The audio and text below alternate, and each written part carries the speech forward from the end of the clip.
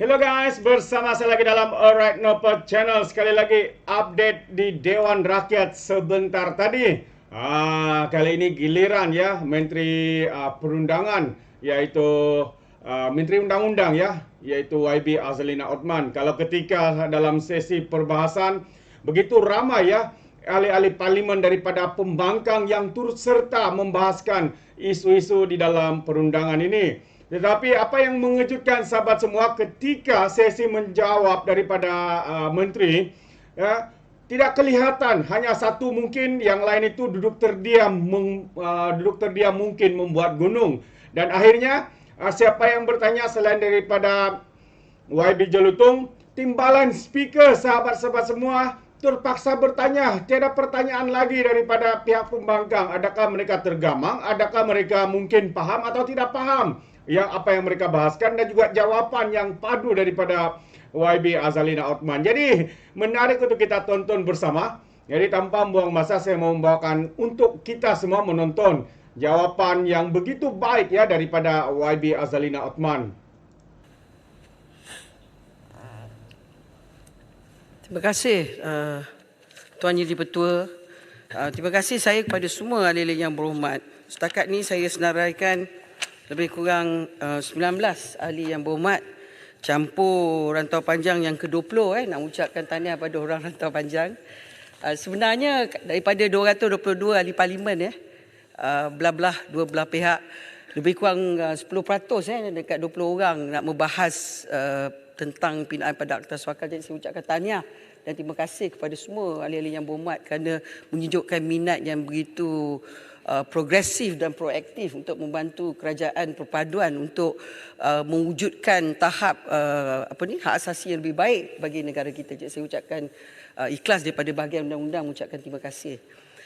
Tuan Yang Di-Pertua, saya nak menyebut pada Yang Berhormat Bangi, Kuantan, Petaling Jaya, Besut, Kuala Selangor, Tumpat, Jelutong, Jelun, Segamat, Bagan Serai, Rasah, Pasir Mas, Bentong, Kapar, Ampang, Masjid Tanah, Kelang, Seputih, Bayan Baru, kemudian Petaling Jaya. Saya telah mendengar dan meliti isu, pandangan, cadangan yang dibangkitkan oleh Yang Berhormat. Dan saya cuba nak menjawab satu persatu, yang jika masa tak mengizinkan saya akan jawab secara bertulis. Bukan untuk lari tetapi untuk memberikan fokus kepada keutamaan isu-isu yang telah dibawa pada hari ini. Sebenarnya Tuan Yang Di-Pertua, perbahasan saya ni saya cuba menjawab pada aspek yang paling penting, iaitu pindaan ini adalah tidak diwujudkan pemakaian undang-undang ni. Yang paling penting secara retrospektif atau prospektif, kriteria dan mekanisme pelantikan Suruhanjaya, implikasi kewangan Suruhanjaya, isu berkaitan tribunal khususnya berkenaan pemecatan, penggantungan orang-orang politik dan juga tentang pejabat ketua Suruhanjaya kanak-kanak. Jadi ahli berhormat daripada Bangi, pada Besut tanya tentang penguasaan, tentang isu penguasaan. Sebenarnya saya bila nak berjawab tentang Suhakam, saya rasa kita perlu ingat pada tahun 1999 dalam akta ini, isu utama Suhakam, Tuan Yang Di-Pertua, ialah dia bukan badan kerajaan. Suhakam ni bukan satu agensi kerajaan. Dia bukan enforcement agency, bukan. Suhakam ni sebenarnya adalah satu badan rangkaian daripada apa yang disebut sebagai GANRI yang saya sebut pada siang tadi, iaitu satu badan antarabangsa yang punya afiliasi semua negara. Dan ia adalah satu komisen ataupun Suruhanjaya yang kalau kita tengok paling utama ialah pembacaan Akta Suhakam dan pindaan ini mesti bersama perlembagaan yang saya sebut pada awal tadi. Dia bukan sewenang-wenangnya bergerak sesuka hati. Dia tidak boleh. Sebab kuasa, punca kuasa kepada Akta Suhakam ni memang daripada perlembagaan kita yang saya sebut dalam bahagian 2.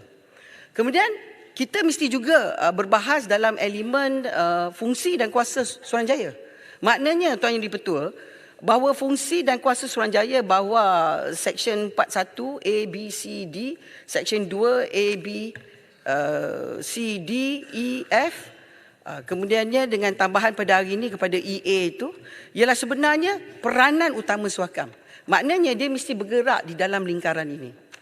Okey, bila kita tengok tentang dengan izin Parliamentary Select Committee dalam Human Rights, yang mana ada sebahagian pada kita adalah parlimen yang terlibat, ia boleh membantu Suhakam.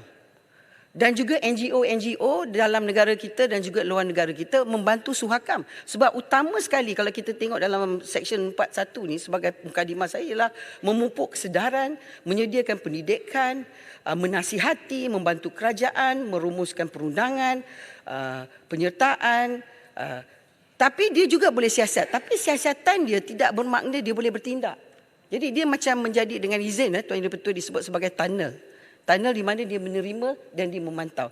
Itu sebab pindaan ini, bila kita nak cakap tentang siasatan tu, kita ikatkan sekali membesarkan perkataan tahanan.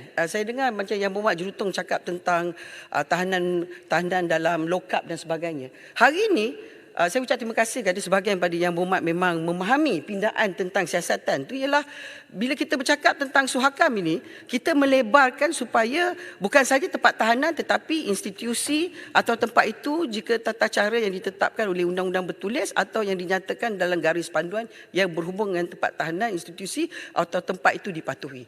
Ini adalah kerana kadang-kadang ada beberapa tempat ni dia di bawah perlindungan undang-undang lain yang tertentu dan dia mempunyai syarat undang-undang dia sendiri. Itu sebab dia mesti baca bersama dengan lingkaran undang-undang.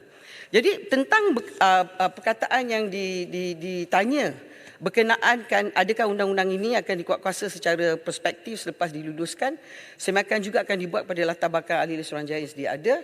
Bahagian undang-undang jabatan Perdana Menteri selaku Sekretariat akan mengangkat perkara ini untuk perhatian dan pertimbangan jawatankuasa pemilih di bawah Seksyen 11A Akta Suhakam. Sebenarnya kalau kita tengok pada Seksyen 52, anggota Suruhanjaya hendaklah dilantik. Banyak Yang Berhormat sebut tentang isu tentang politik. Mengatakan bahawa seolah-olah wujudnya satu diskriminasi kepada pelantikan. Saya rumpunkan sekali semua isu ni, bukan satu persatu daripada ahli-ahli Yang Berhormat sekalian. Saya percaya mungkin kita lupa bahawa bila Akta Suhakam ni dibawa ke Parlimen pada tahun 1999, kita lupa nak baca kepada bab yang saya sebut ni, bahawa seksyen yang disebut dalam seksyen izinkan saya tentang apa yang disebut sebagai jawatankuasa yang hendak dirujuk berhubung dengan pelantikan 11A. Bagi maksud yang hendak dilantik dirujuk jawatankuasa, pelantikan Suhakam ni ada satu jawatankuasa yang diketuai oleh Ketua Setiausaha Negara menjadi pengurusi Putrajaya Suruhanjaya dan 3 orang anggota lain daripada masyarakat madani yang mempunyai pengetahuan atau pengalaman praktikal dalam perkara hak asasi manusia yang dilantik oleh Perdana Menteri. Jadi anggota jawatan ni, sebelum itu Tuan Yang Di-Pertua, segala permohonan untuk menjadi ahli Suruhanjaya ni akan dipamerkan dalam website. Jadi syarat-syarat itu akan diletak. Jadi dengan pindaan ni akan ditambahkan beberapa peraturan lah. Tapi ini sebenarnya dia tidak macam kata orang memilih orang tertentu, tidak.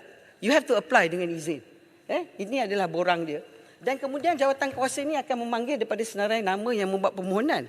Dan bila dia cakap tentang politik, seksyen ini dah wujud daripada tahun 1999 bila akta ni wujudkan, yang kuat kuasa pada tahun 2000. Iaitu bahawa seksyen 11A, Fasal 4, saya baca orang yang berikut tidak boleh dilantik sebagai anggota jawatankuasa di bawah perenggan 1 bracket C, iaitu dalam dia punya jawatankuasa yang untuk memilih pelantikan jawatankuasa. Mana-mana orang yang terlibat secara aktif dalam politik dan berdaftar dengan mana-mana parti politik. Dan B, mana-mana orang yang sedang atau pernah menjadi pegawai penguatkuasa. Maknanya dalam selection committee itu memang diwujudkan daripada tahun 1999. Kita mempunyai syarat yang orang yang terlibat secara aktif dalam politik dan berdaftar dalam mana-mana parti politik di dalam Akta Suhakam daripada tahun 1999. Jadi apa yang kita buat pada hari ini, yang mana Yang Berhormat semua menimbulkan seolah-olahnya macam adanya seolah-olah satu standard kepada orang-orang politik, bila kita masukkan, kemasukan yang disebut tadi itu adalah bersama dengan akta ibu yang wujud di bawah Seksyen 11A yang saya bacakan tadi, yang mengatakan tentang definisi yang disebut dalam kategori orang politik. Jadi kalau kita baca tentang pindaan yang kita nak tambah ini ialah bukan sahaja jawatankuasa yang nak melantik tu tak boleh ada orang politik yang aktif, yang dilantik pun tak boleh orang politik yang aktif. Nah, kenapa benda ni diperlukan adalah kerana bila kita mendapat akreditasi A dalam GANRI, iaitu Global Alliance National Human Rights Institution, salah satu daripada kehendak yang memberikan kita dalam grade A daripada beberapa negara, saya nak sebut pada yang berhormat sekalian, setakat ini 120 ahli, 88 daripada negara tersebut diakreditasikan dalam status A, 32 dalam status B. Malaysia dalam kategori A. Bermakna kerana kita mengikut syarat-syarat yang ditentukan, memberikan Malaysia pada tahap hak asasi di mata dunia. Itu sebabnya pindaan yang kita buat ini supaya ia adalah sesuatu yang konsisten dengan izin. Dan kalau nak bercakap tentang wujudnya seolah-olah macam yang disebut sebagai agak macam bukan mendiskriminasi, macam seolah-olah memberikan highlight pada orang politik. Saya ada dengar beberapa yang berhormat ada sebut tentang beberapa Suruhanjaya pun ada syarat-syarat sedemikian. Contohnya yang disebut dalam apa saya sebut saya baca tentang beberapa Suruhanjaya. Kadang dia letak orang-orang politik tu yang disebutkan sebagai apa yang disebut sebagai Dewan Rakyat ataupun Dewan Negara. Tapi kalau kita tengok di dalam syarat yang kita letakkan ini ialah perkataannya adalah beberapa perkataan yang mengikat dalam bahasa undang-undang. Tuan Yang Di-Pertua ialah konjunktif. Maknanya dia mesti baca berdua, dia tidak boleh baca bersatu. Izinkan saya baca proses periklanan, pindaan 11A jawatankuasa. Sememangnya kerajaan tidak berhasrat untuk memberikan tafsiran khusus kepada perkataan aktif dalam politik supaya ia meliputi apa-apa hal keadaan yang boleh ditakrir sebagai keterlibatan yang aktif dalam politik mengikut keadaan semasa. Oleh yang demikian, pertimbangan tentang apakah yang terjumlah kepada tafsiran terlibat secara aktif dalam politik itu hendaklah dibuat secara case to case basis. Contohnya, sekiranya seorang itu telah memegang jawatan dalam parti atau bertanding atas nama sesuatu parti politik, bolehlah dikatakan terjumlah sebagai aktif dalam politik. Selain daripada itu, cadangan peruntukan di bawah Akta 597 pula memperuntukkan hanya apabila mana-mana orang yang terlibat secara aktif dalam politik dan berdaftar dengan mana-mana parti politik sahaja yang tidak dipertimbangkan untuk dilantik sebagai anggota Suhakam. Ini bermakna peruntukan tersebut hendaklah dibaca secara konjunktif, maknanya bersama, iaitu kedua-dua elemen tersebut perlulah dipenuhi dan barulah tidak melayakkan seorang itu untuk dipilih sebagai anggota Suhakam. Jadi jawapan saya, dalam jawatankuasa untuk memilih pun ada syarat ini, dan yang akan dilantik lepas pindaan ini pun mempunyai syarat yang sama. Maknanya ini bukan syarat yang baru. Ia telah wujud daripada tahun 1999 di dalam Akta Suhakam kita. Kalau kita tengok tentang beberapa Suruhanjaya, kita mempunyai beberapa Suruhanjaya yang mempunyai beberapa syarat yang boleh dilihat sebagai pendekatan yang agak sama. Yang berhormat tadi ada sebut tentang lembaga tata tertib peguam bilik dan peguam cara. Dan kalau kita tengok beberapa Suruhanjaya, saya akan beri secara bertulislah tentang Suruhanjaya yang dilihat mempunyai satu persamaan. Jadi berkenaan yang seolah-olah ini sesuatu yang baru, jawapannya tidak. Sudah wujud pada tahun 1999. Jadi kita hanya expand pemakaian seksyen ini daripada pelantikan daripada Suruhanjaya di segi jawatankuasa kepada pelantikan Suruhanjaya, ahli Suruhanjaya tersebut. Menteri, cuba bangun untuk menyokong Menteri. Untuk makluman Menteri juga, kalau kita merupakan seorang ahli politik yang aktif dalam politik, tidak juga boleh menjawat apa-apa jawatan dalam jawatankuasa peguam dan juga majlis peguam. Memang ia merupakan satu syarat. Jadi bukanlah sesuatu yang baru diletakkan dalam akta ini. Untuk makluman Tuan Pengerusi dan juga kepada Timbalan Speaker dan Menteri. Terima kasih. Menteri, sikit je. Maksud aktif ni setakat mana? Ada ditentukan tak mana tahap aktif tu? Di peringkat persekutuan ke, di peringkat negeri ke, atau di peringkat kampung ke macam mana? Itu yang... Terima kasih Yang Berhormat Jurutong. Terima kasih Yang Berhormat Besut. Itulah jawapan saya tadi. Maknanya dia akan memohon dan dia kena membukti bahawa dia adalah syarat dia dua, dia beraktif dan berdaftar. Maknanya kalau katakan dia ahli bersatu tetapi dia tidak aktif, tertakluk pada jawatankuasa itu untuk menentukan. Maknanya dia bukan, maknanya generally mengatakan tak boleh. dia membawa kepada kategori tertentu, terpulang pada jawatankuasa yang dipungsikan oleh Ketua Setiausaha Negara. Itu sebabnya yang saya tunjuk borang tadi ni ialah public domain. Bila yang mana Yang Berhormat sebut tentang kategori wanita, orang kurang upaya, ada lelaki, pada kategori tertentu tu dia memohonlah dulu. Ini adalah tahap yang pertama. Jadi Yang Berhormat daripada Bentong sebut tentang orang asal sama juga. Kita tidak boleh nak senaraikan pelbagai jenis sebab ada yang Berhormat menyebut apakah definisi orang kurang upaya. Adakah orang kurang upaya tu keupayaan macam level yang mana? Kadang-kadang Yang Berhormat nampak macam upaya tapi akal tak upaya. Betul tak? Ini masalah mental health. Tapi dalam senarai ini dia tak ada mental health lah. Mungkin jawatankuasa yang dipungsikan KSN tu dia akan memantau dan menilai. Betul juga Yang Berhormat kata kemungkinan ada yang menjadi ahli parti politik yang berdaftar tapi dia tak aktif. Aktif tu mungkin masih memegang jawatan. Saya rasa sebenarnya nak memberikan supaya tidak ada kemusykilan bagi semua Yang Berhormat ialah sebenarnya bila kita bersebut tentang tahap kategori antarabangsa GARI ini ialah dia tidak mahu yang disebut sebagai adanya secara langsung satu gambaran dengan izin influencing factor dengan kerajaan. Maknanya Yang Berhormat yang sebut tentang tadi dalam mukadimah saya tadi pun Yang Berhormat disebut yang baru sebut tentang business human rights sebagai contoh. Kita akan dalam proses menilai pada perkara ini adalah kerana kita tidak mahu ada tekanan seolah-olah bila syarikat gergasi yang mempunyai kepentingan pada negara tidak boleh dipersoal kononnya. Sebab tiba-tiba kemusykilan sebab ahli suhakam tu ada orang yang mempunyai kepentingan. Sebenarnya perkara ni agak fluid dengan izin. Jadi saya nak bagi contoh yang ketiga, Yang Berhormat Timbalan Speaker dan juga Speaker.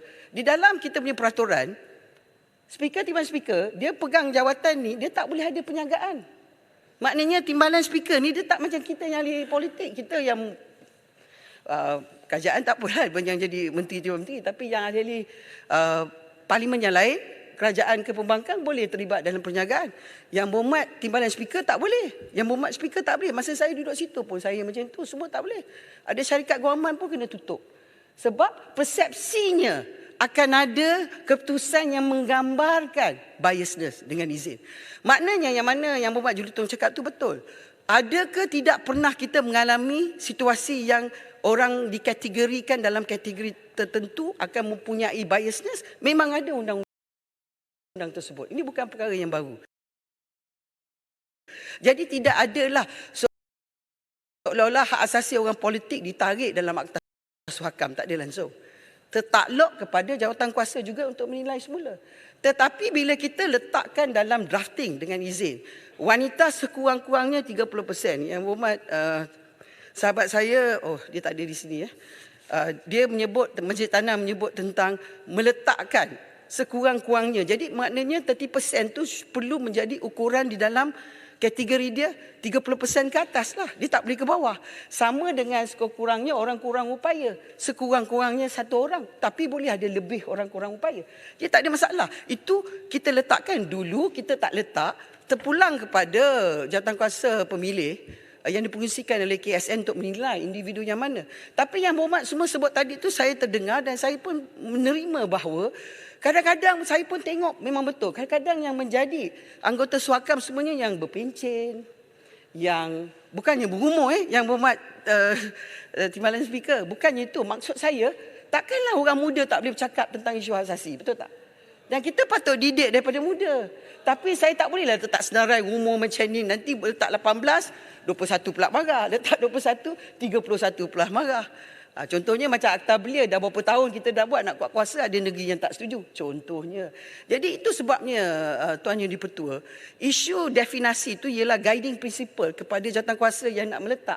Jadi dalam pembentukan drafting, lebih elok diadakan daripada silent on it dengan izin. Silakan Yang Berhormat. Pak Menteri, saya juga bersetuju dengan pandangan Pak Menteri. Kerana kalau kita meletakkan seseorang yang mempunyai sangkut paut dengan politik, walaupun dapatan oleh Suruhanjaya itu adalah dapatan yang betul, tepat, berkecuali, ia boleh dipersoalkan oleh pihak-pihak daripada parti politik yang lain. Semata-mata kerana ahli Pesuruhjaya adalah seorang ahli politik daripada parti politik yang lain.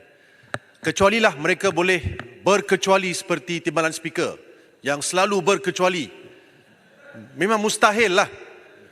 Kalau ada ciri-ciri kualiti macam timbalan speaker, itu lain lah. Tapi alasannya adalah kalau mereka mempunyai apa-apa kaitan dengan politik, keputusan Suruhanjaya itu akan dipersoalkan oleh parti politik lawan. Saya setuju dengan Menteri dalam hal ini. Terima kasih.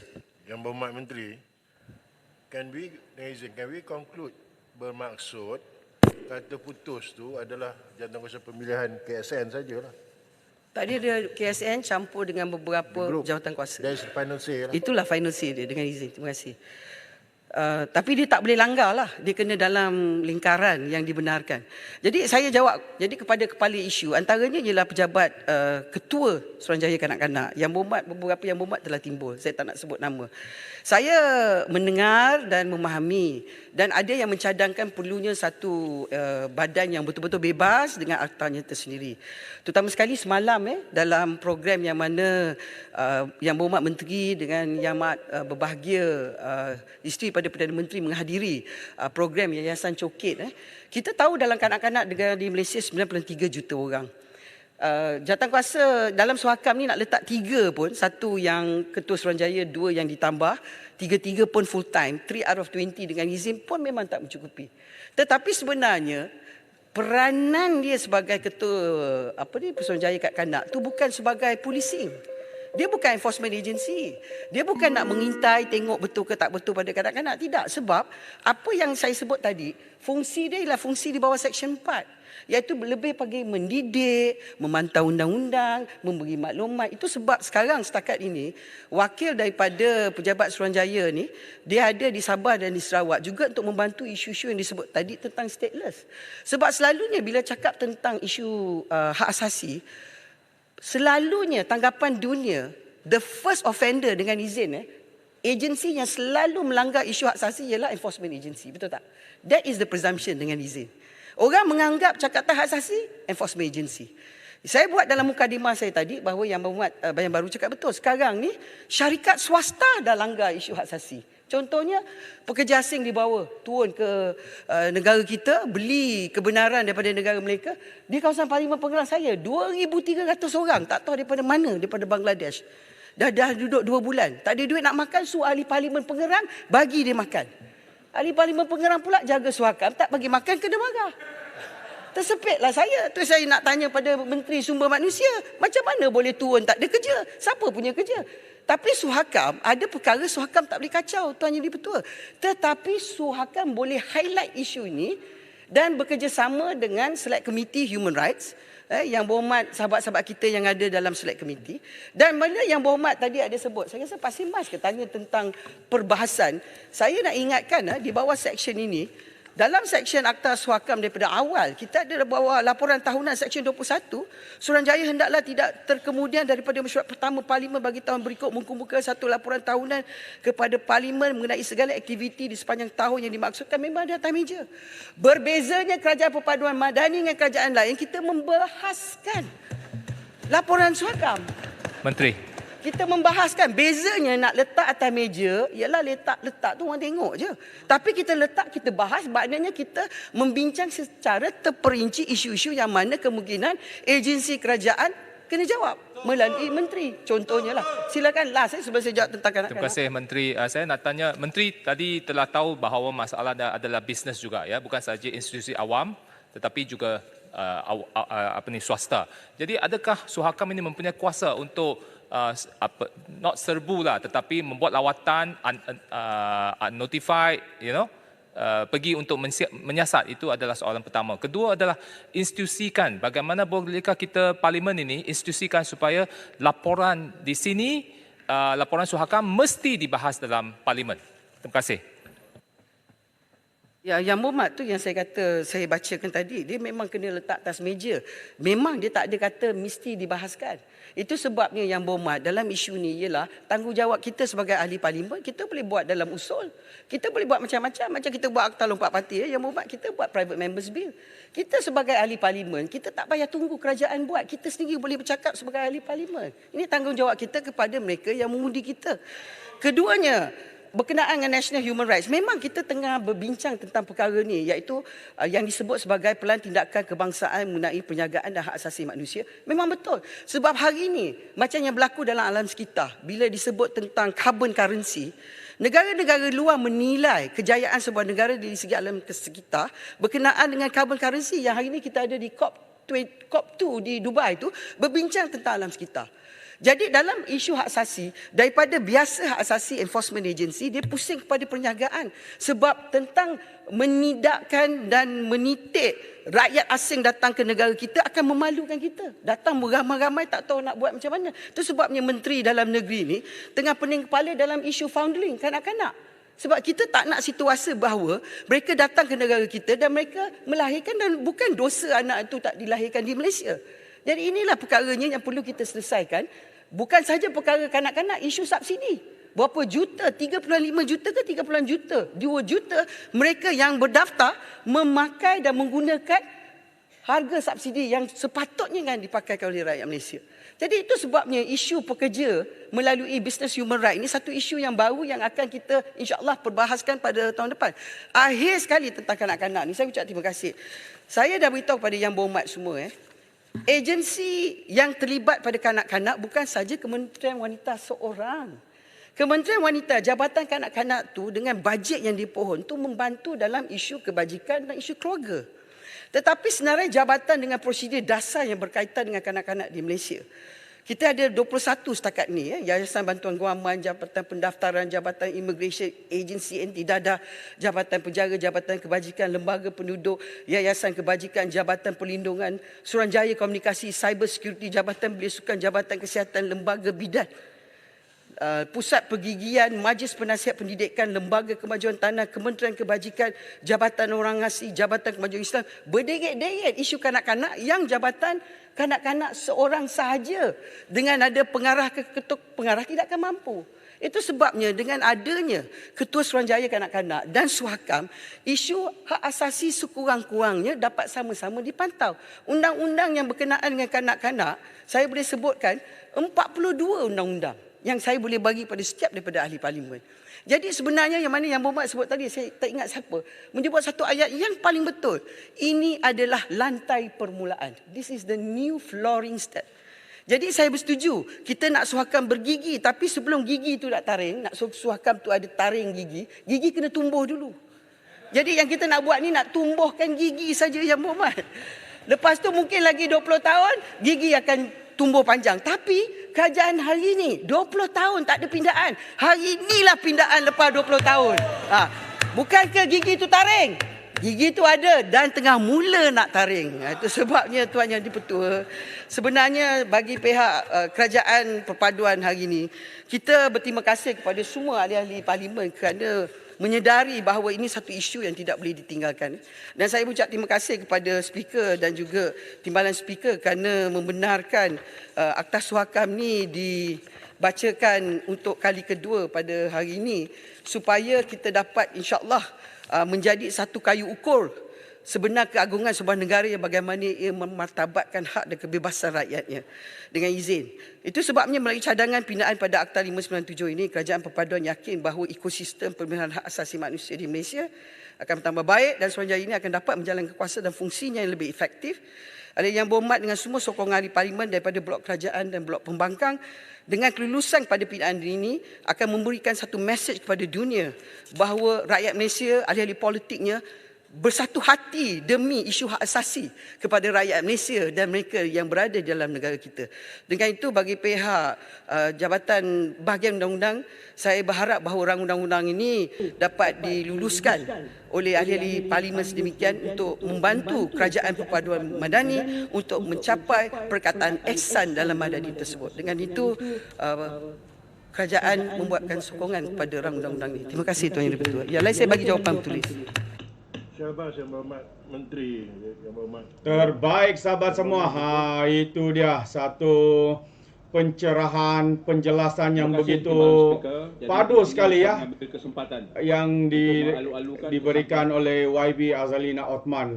Jadi ini adalah satu bukti jelas bagaimana kerajaan perpaduan adalah kerajaan yang begitu peka sekali ya dengan rakyat keutamaan hak asasi manusia dan sebagainya. Difahamkan sahabat semua, ya, perkara ini tidak pernah dilakukan sejak 20 tahun yang lalu. Tetapi hari ini membuktikan kerajaan perpaduan, kerajaan yang lebih peka, kerajaan yang lebih mengutamakan hak asasi manusia. Tidak kira kecil dewasa yang sudah veteran dan sebagainya. Terbaik kerajaan perpaduan Malaysia Madani. Jadi terima kasih, itu sedikit pandangan saya. Bagaimana dengan Anda sahabat-sahabat di luar sana? Adakah Anda setuju atau tidak? Anda boleh berikan komen Anda dalam ruangan komen. Jadi izinkan saya untuk mengundurkan diri. Dan seperti biasa, peribahasa mengatakan, tak apa pun kangkap, 2 tahun keinginan. Dalam bahasa Melayunya, tepuk dadah, tanya selera. Sekian saja pada Alright No Channel. Kita berjumpa lagi. Bye-bye.